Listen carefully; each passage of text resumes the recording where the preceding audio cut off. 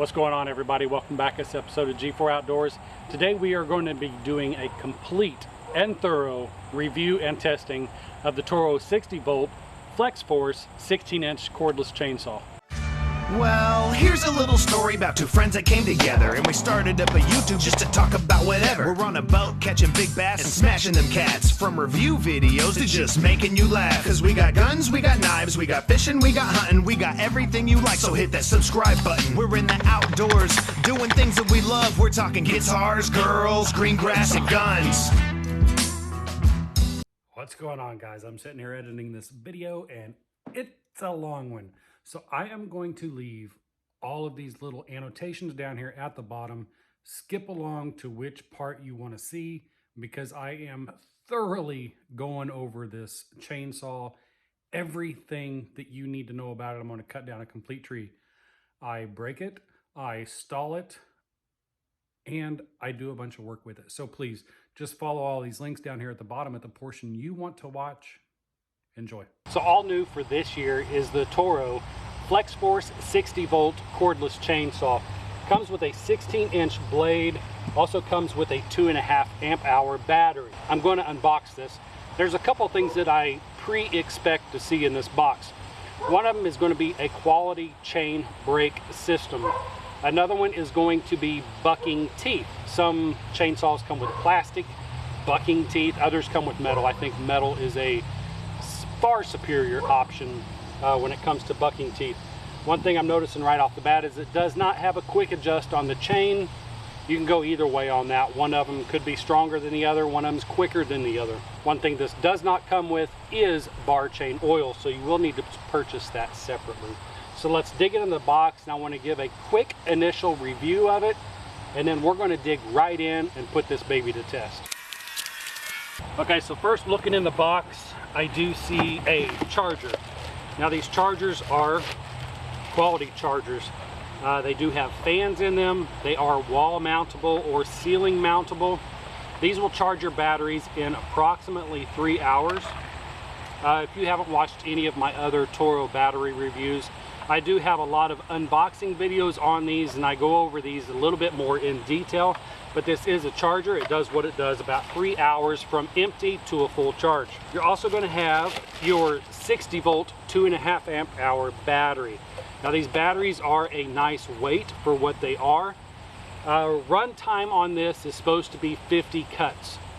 That's of 6-inch wood, and that's at optimum conditions. So we will find out how much this actually will cut in regular conditions. When I first looked down here in the box, I noticed that the body of this is fairly wide.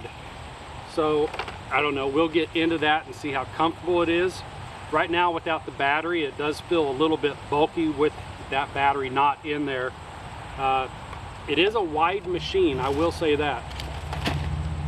I do like that it has a bar chain protector on it. Something about hedge trimmers and chainsaws, they all kind of scare me when they're just got sharp objects out here in the open. So I'm glad that there is a chain protector on there. Let's see if this comes, the chain comes pre-tensioned just right.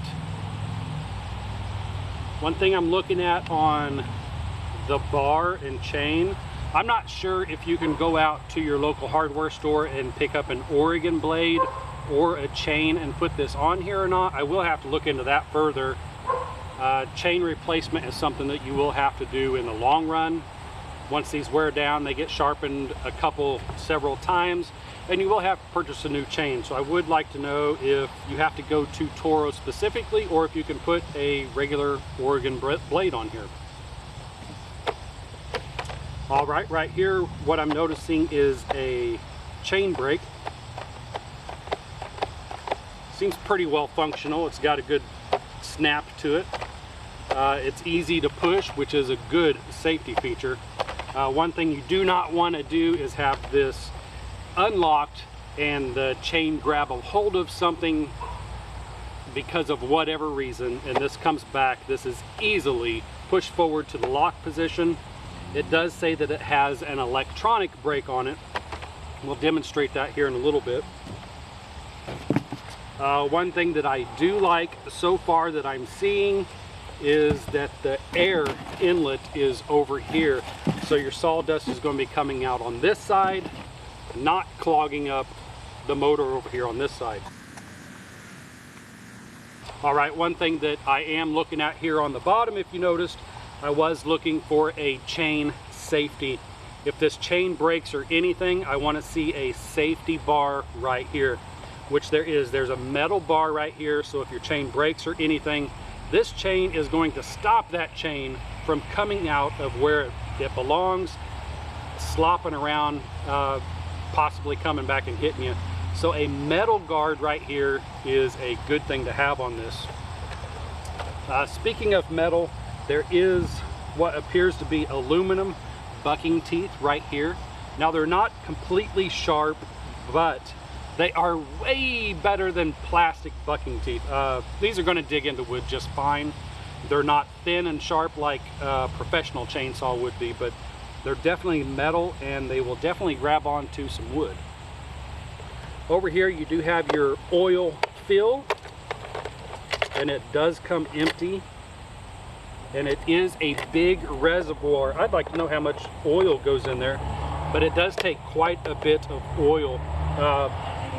The amount of oil this holds, in my opinion right now, there's more oil, it'll hold more oil than what a battery will go through. So when you get this out of the box, like I say, it does come with a 2.5 amp hour battery. These fall into place very easy. Just stick it in there and it's, well, that one you have to punch in there a little bit. So it does have a strong connection in there.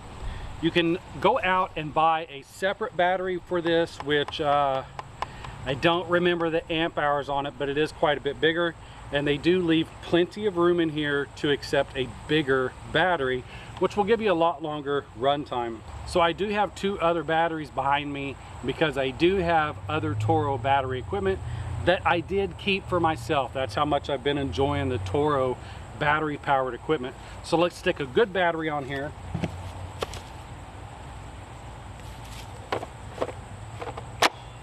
Again, just throw that down in there. Oh, the chain brake, that's what is on. So release the chain brake. It's kind of hard to remember this when you're not running gas powered equipment because you can't hear that bogged down and know that that's locked. So it does have quite a bit of chain speed.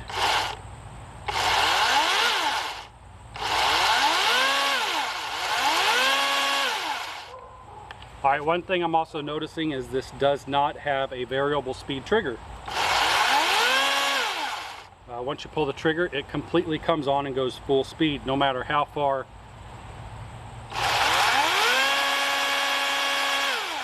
No matter how far you pull that trigger. So I would like to see an adjustable speed on this. I'm sure there's a reason for that. Electric motors probably need to be up in their higher RPMs to keep that torque up there to get through whatever they're going through. It does have a little bit of ramp up to that speed.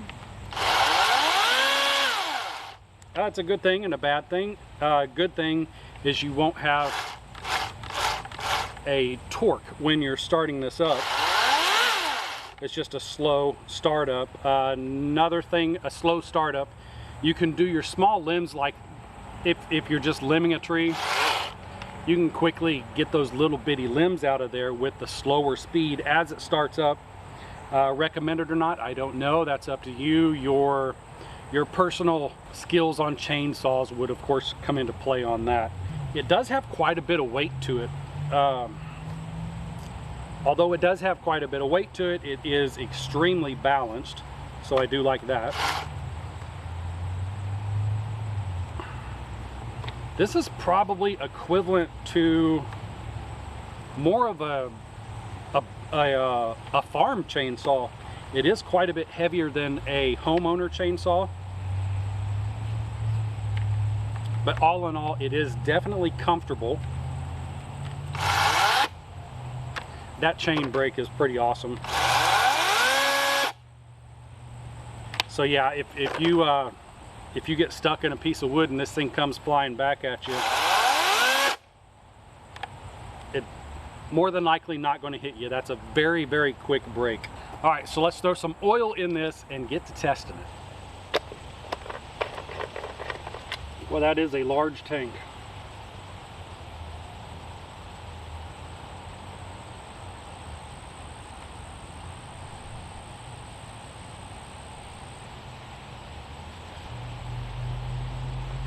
Snug that up.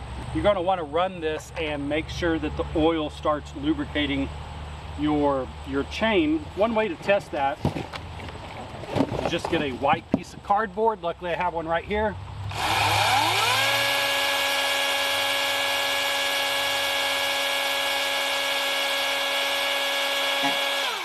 As you can see, the oil is starting to come out, so the oil system is working properly. This is something that you want to test out quite frequently because dust can clog up those ports, so always make sure that you are getting proper oil lubrication on them blades. All right, before we get started, there are some things that you need. One of them is safety glasses for sure. I wish I had a hard hat because this tree is half dead. Luckily, it's not a monster. I'm going to be able to manage this by myself, get out of the way if anything starts to come down that shouldn't come down. Safety boots, wear safety boots. I wish I had chaps as well, but I don't. With a regular gas chainsaw, you will need earplugs, but with the cordless, it's not necessarily necessary. So let's get to chopping this down. Like I say, this is supposed to be doing 50 cuts in optimal position. Let me bring up one other item that I want to mention. This is a 60-volt chainsaw, so that it has a computer in it that tells it whether it needs more power or less power. So if you're not cutting anything, this thing is going to be running at 54 volts, so it's not using a lot of energy. So if you're cutting really dry stuff, it's going to use like 54 volts or higher. As the computer senses that it's starting to bog down, it will start to creep up and eventually start to actually use the 60 volts. Great feature in here. So before all of this starts coming down, I'm going to take off some of these lower branches that I know are going to break off. I want to get those out of the way in one whole piece.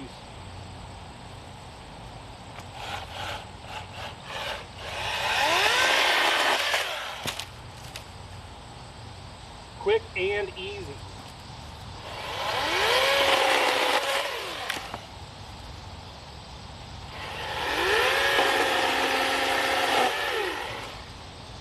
Yeah, it's got a really nice blade on it.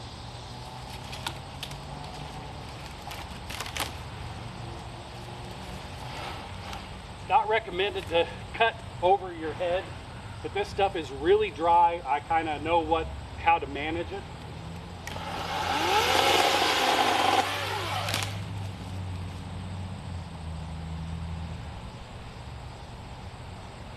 That is pretty dry stuff, but I'm not noticing any drag, any lag, any bogging down or anything like that. Of course, we're going to get into the rest of the tree. Let me move these off to the brush pile. We'll get into the rest of it.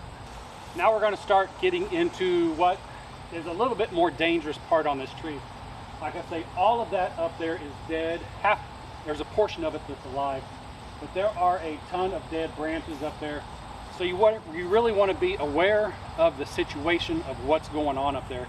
Any of these dead branches can fall down at any time.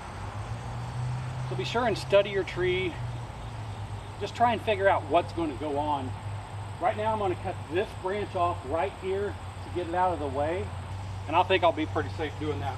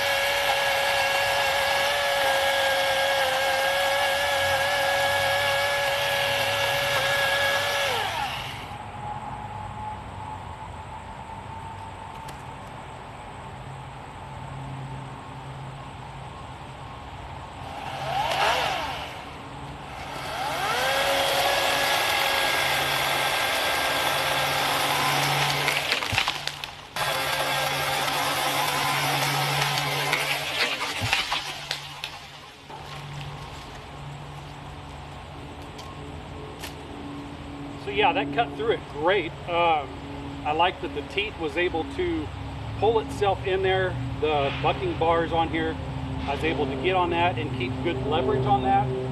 That is very wet wood right there.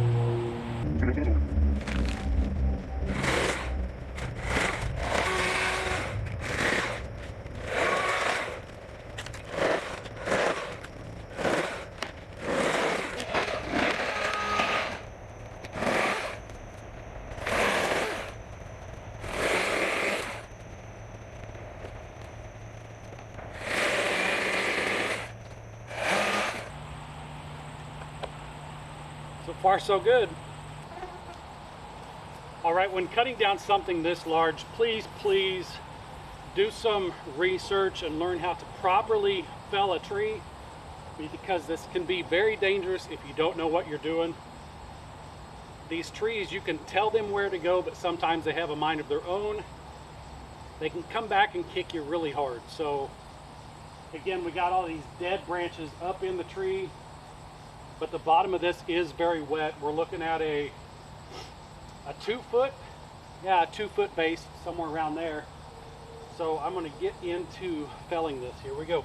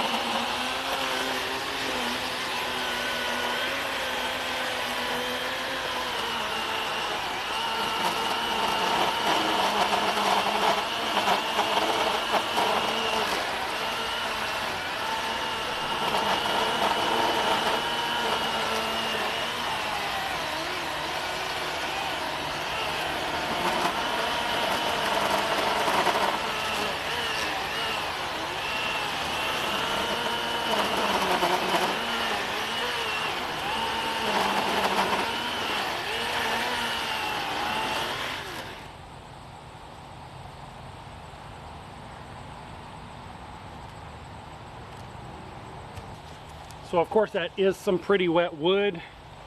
I am testing the limits of this right here on that. If you can hear it, it was using its full power. It wasn't running as fast as I would like to see, but the blades are plenty sharp enough. It was putting out really good chips. The blade is already starting to loosen up a little bit.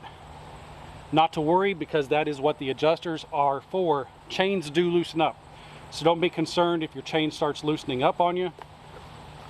As a matter of fact, there's a tool right back here on the tail end. Let's get into it. So there is a tool right here on the rear end. Most of the times these are called a scrunch, but this one here just has an open end. You can't do your spark plugs with it, and that's what most of them are for. So with this right here, I'm going to take the battery out here just to be safer.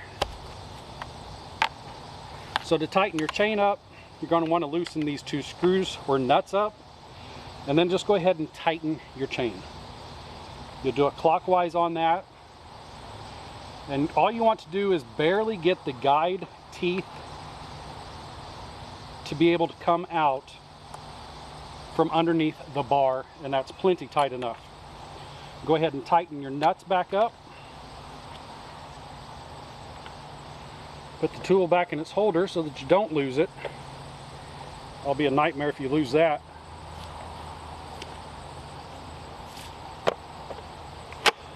And let's go ahead and get this tree down.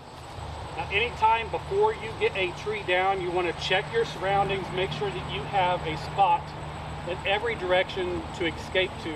Because once this starts to fall, you want to get completely out of the way, let the tree do whatever it wants to do.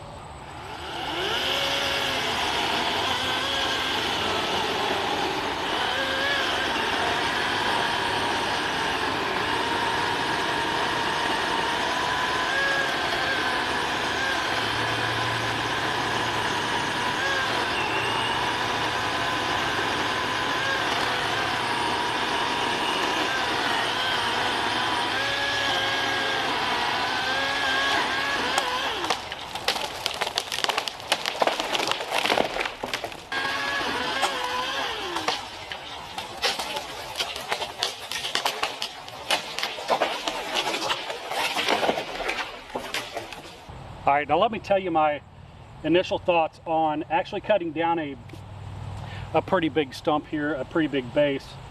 This is wet wood, very, very wet. Doesn't show up on my fingers, but this is definitely wet wood here at the bottom. It went through here just fine. Could it have been quicker? Yeah, sure, but it did it, and it did it just fine. I didn't notice any bogging down, but then again, I was more paying attention to what was going on with this tree. I was more concerned about my safety than I was how this machine was running. But it did continue to run. It didn't shut off or anything like that, which is a good thing. And as you can see, that's a pretty big tree for an electric or a battery powered chainsaw to handle. Now I'm going to finish this tree up. Later on in the video, I'm going to have to go back through the footage to find out how many cuts I've actually made on one battery. As a matter of fact, we're down to a half of a battery, and we've cut off and limbed one portion and cut down the big portion of the tree. So let's finish limbing the top of this up, and for reasons, the top of this is all dead. So it's going to go by pretty quick.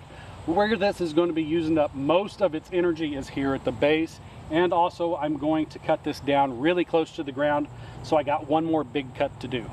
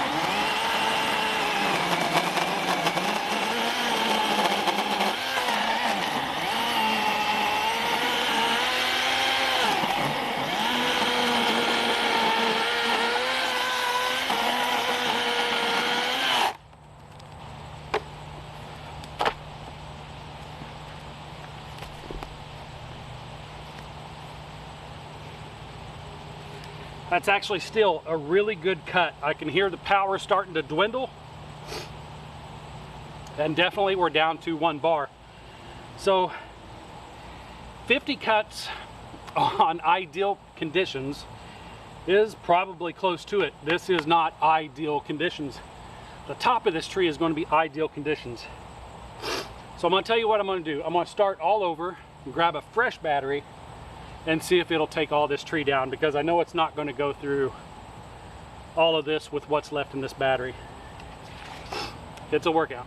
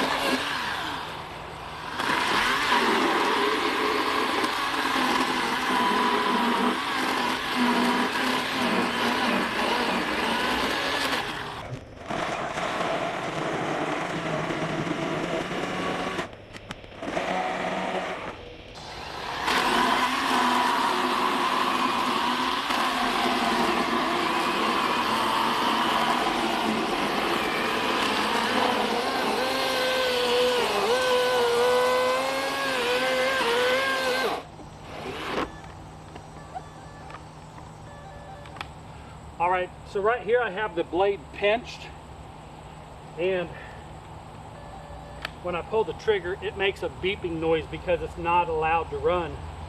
This is one of the things that's just going to come along with bucking up your trees. If you don't cut it properly, you're going to get a blade pinched. So I'm going to relieve the pinch. Luckily it doesn't run too long and burn up a motor or anything like that. It realizes that it has too much of a load and just shuts down and gives you a little beeping noise.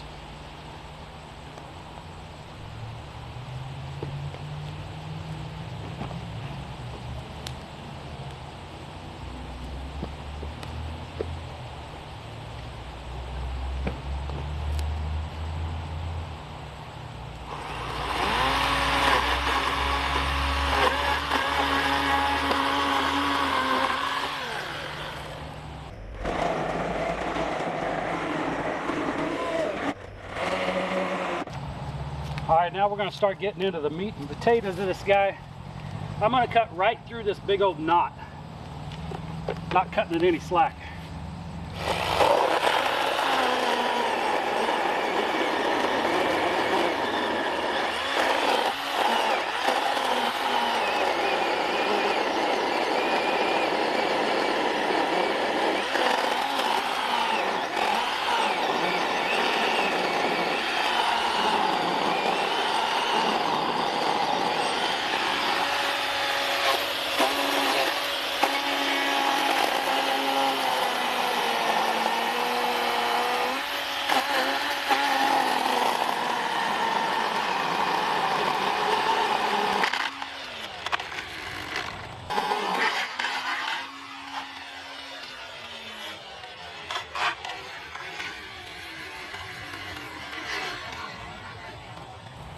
So when you're first running a new chainsaw blade, it is important to keep it tightened up because it will stretch. And in the first cuts, it stretches a lot quicker in the beginning, and as you go on it starts to stretch a little bit less. But either way, this chain did pop off. That is not Toro's fault, it's my fault for not tightening this chain up as I went. It's a rule of thumb maintenance that you're supposed to do on new blades. I'm glad I caught it on video though. It shows you that you do need to do it.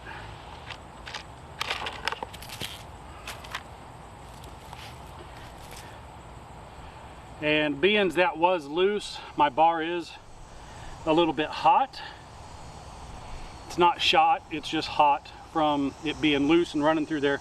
There is still plenty of oil running through there. It's not gummed up with a bunch of sawdust that would have caused that. It was literally my fault for not tightening the chain as I was supposed to. Blow out your oil line right here, and that's just a little groove right here that your oil is able to run in. So be sure and clean that out. Anytime this cover comes off, clean all of the dust out. And be sure and take your battery out. So in order to put a new chainsaw on, this is something very important, and it also shows you right here on the blade right here which way your teeth go. If you put these teeth on backwards, you're not going to be cutting anything. You're more or less going to be sanding it, and then you're going to overheat your blades, and then it's not going to be a good chain anymore. So be sure and put your blade on so that it cuts the proper direction. And there is a reference guide right here to how that goes. So I'm going to put this blade back on here and get it back on the saw. Show you really how easy that is.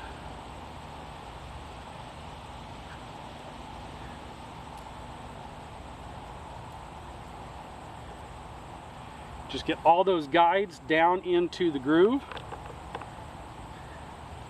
Slide that over the two screws right there and make sure that this pin latches in right here. Now it's time to put your cover back on, which is, there's a groove back here in the back that you slide this onto and then put this back down. Now you're going to screw these down by hand, not with the wrench. Just screw those down by hand. Make sure that you have that tight by hand. Now, like I say, this blade does stretch, and it stretches quite a bit when blades are brand new. Expect that. So be sure and be competent about this adjustment screw. Don't let your blade get too loose, because that will happen. Another thing I want to mention about that is the metal blade stop right here. So this chain came off, and if this blade wasn't here, this chain would have had a high probability of coming all the way back through this slot and getting my leg or something. So if you've got chaps seriously do come in handy when cutting wood, because anything can happen at any time. So be careful. I'm glad that this safety bar right here is metal. So now what we're going to do again is tighten this blade up. And again, you want this so that the guide teeth are barely showing at the bottom. So if you can put a quarter through there, it's probably just a little bit too loose. Go ahead and tighten it up just a little bit more if you can.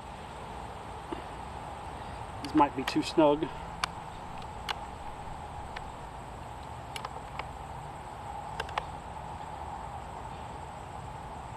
So actually on this one,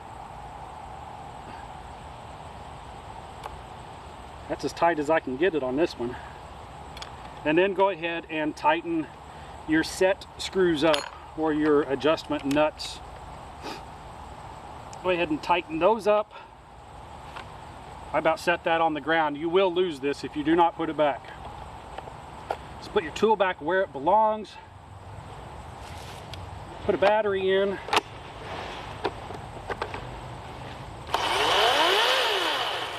And make sure it's running proper again. I'm going to take this battery out and check that chain one more time. So again, please put your screw back, your scrinch, you will lose it.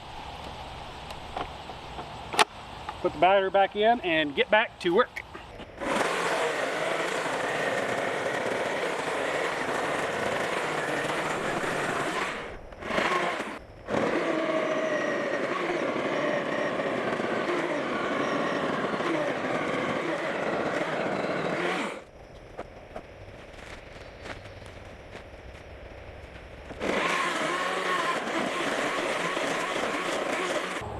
So the tree is completely down and completely bucked up. From right here on up, it was dead. This is wet wood, this is wet wood, this is really wet wood, and this right here is really wet wood. So it put in a chore. Let's look at the battery real quick.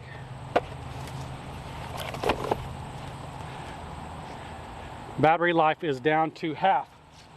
So that took 1 1/4 battery to get this whole tree down. If this was a fully mature live tree, I think it would have took 2 batteries. If this tree was 100% dead, I think it would have did 1 battery. But I think it did plenty of work for what it is. For what it is, I think it did plenty of work. And the work it did do, I think that it did just fine. There is going to be a debate on whether I would use this over gas. Let me tell you this. If I didn't have to cut this tree down and just had little limbs in my yard, like if I had to pick up a tree somewhere, just raise the branches up, I'd grab this. And that's the same with my blower, that's the same with my hedge trimmers. I go to my Toro battery operated equipment when it comes to small things like that. If I didn't have this, actually if I had this and didn't have to do a review on it, I definitely would have grabbed my gas chainsaw for this. But this is a review, and I wanted to put this through the test. This battery is not installed. I wanted to see if it would handle it. I want to show you guys if it would handle it, and if it does handle it, if it's something that you guys might enjoy buying if you are looking at buying one. Again, pay attention to your chain, because that is a safety issue. If you don't keep that tight, it'll flop off just like it did on me. Overall, the weight of it, I forgot about the weight as I was cutting it, so maybe it is more along the lines of a gas chainsaw as far as the weight goes. The runtime on the battery, If you've got severe thunderstorm damages or something like that, I don't think this is right for you. I would prefer to go with gas. I'm not saying that it's more reliable. I'm just saying that you're going to get a longer run time out of it because this has plenty of torque to get through what I was doing. Although it may have been just a little bit slow, it still got the job done. And don't underestimate this wood. I don't know if you can see the water that's starting to pattern on there. This is very wet wood. So it's not just dry wood that I'm cutting down. This is actually doing work. The blades are plenty sharp. Again, I'd like to know what brand of blades you can put on here. I don't know if they're all universal or not, but normally on any chainsaw you will see the word Oregon. That's the standard in chainsaw blades and bars. As far as the battery life goes, it's on par for what this machine is meant for, and that's light duty homeowner use. This tree you could probably consider light duty, being it was almost all dead. I didn't have to cut that down all the way to the ground, so there is a possibility that I could have finished this tree up all on one battery, but I can kind of feel that first battery starting to die down, so I don't know. But the good thing behind that is I do have a pair of hedge trimmers, I do have a blower made by Toro, and they all take the 60 volt 2.5 amp hour battery. So I have 3 batteries, so this isn't a problem for me. Another thing that I do want to mention is noise. Man, if you're in a neighborhood and you hear someone cutting down trees all the way at the end of your subdivision, you know someone's down there cutting down a tree. This thing is super quiet, didn't bug any of my neighbors. As a matter of fact, that house right there, they're probably going to get a little mad because now they can see the highway out there, and that's something that they definitely didn't want, but it was a dead tree. I had to get it out of the way. No apologies. So I'm going to stack this up for some future firewood, and I hope you enjoyed the video. I hope that I brought you plenty of knowledge, everything you wanted to know about it. I'm not going to go into specs. Like I say, it's a 60 volt battery. Go back and watch any of my unboxing videos on Toro battery powered equipment. It will let you know everything about this battery, everything about this motor, and other than that, I hope that this cutting footage actually brought you some knowledge, helps you make an informed decision on what you're buying. The safety devices being the chain lock, the metal strap down here, and actually this is more of a commercial style tightening system. They do have quick adjustment ones. Those are more along the lines that will come with the homeowner usage. But with this type right here, it is a sturdier design. Debatable, but I think that it is. I do like that the air intake for the motor is over here. That way it's not sucking in dust from under here. There's just a lot of things that I like about this. The bucking teeth. Let's talk about the bucking teeth real quick. I think that those bucking teeth could come out another 1/2 inch, 3/4 of an inch, and these teeth on here would be 100% usable. As it is, this black bar right here really does hinder a lot of that tooth engagement onto the tree, so it's not 100% usable, but when it is usable, it does work very good. I just like to see that a little bit longer. The oil, I have not checked the oil. Yeah, the oil right here, there is a sight gauge right here. It's 3/4 of a tank full, so that was 1 1/4 battery, and it used 1/4 tank of oil. Like I say, it has a huge oil container on here, so that will last a while, keep your blades nice and oiled. But anyways, enough of the rambling. I really hope that you guys got something out of this video. If you did, hit the like button, hit the subscribe button, leave a comment down below. I will see you in the next one. I'm out. Monday, Tuesday, Wednesday, Thursday. I just dream of fishing while I'm going through my workday. I listen to my boss, though he's driving me berserk. Damn it, I can't take much more because my brain is really hurting. And now the bank is always calling and I don't know what to do. And I haven't bought a crankbait since like 1992. But the bass are out there schooling.